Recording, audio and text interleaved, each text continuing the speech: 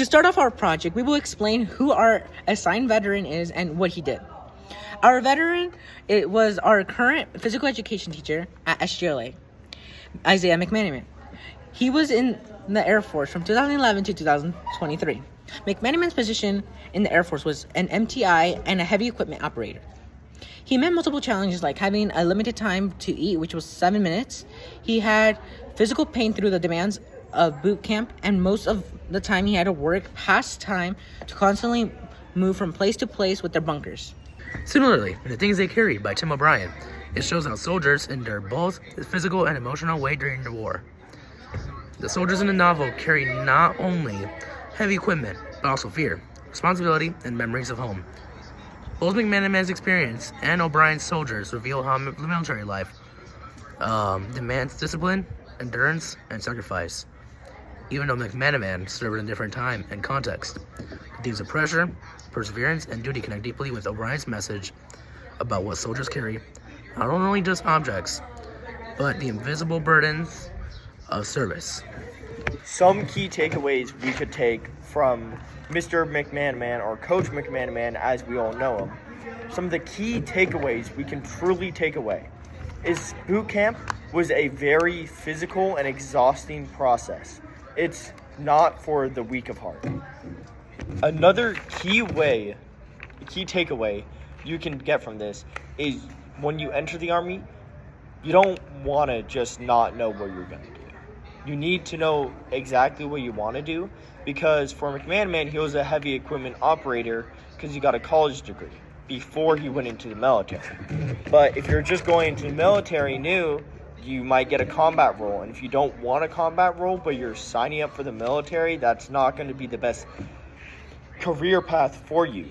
McManaman was also an MTI, but heavy equipment operating is where he deployed, and he made a much better career in the Air Force when he was doing heavy equipment operator because it was more tailored to what he wanted to do. So, a little reflection on what we learned about war and humanity and storytelling through this experience that we got in our interview with McManaman is many people tend to associate the military with going to war or having to fight in combat. But really, it's not all that, and that's what we learned as well with our interview with Coach McManaman. You do a whole bunch of different duties depending what job you get. In McManaman's case, he worked during construction. He was an MTI, meaning that he was drill instructor for the Air Force, and he was also a heavy equipment operator. But besides all that, he went to deployment in Kauai for 6 months, where he did construction. And as well as like when you're in camp, you have to do daily duties, nutrition services, for example, be a janitor. There's so many different things that you do that people don't realize. There is a whole lot more to the military than just combat. And so through this, we also got to see that really, depending what you want to do, the military experience is a whole lot different depending on what you want to do. He even discussed this when we did our interview, saying you can either enlist or you can be an officer.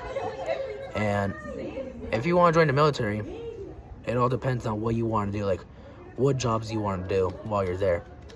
So that's what we learned through storytelling, and I believe it affects the perspective. It changes the perspective into people realizing, oh, it's actually not all combat or fighting. Now there's a lot more to it. So it was definitely a really good experience talking to McManaman. We definitely learned a lot from him. Very valuable advice from him. So we enjoyed doing our interview with him, and that's all.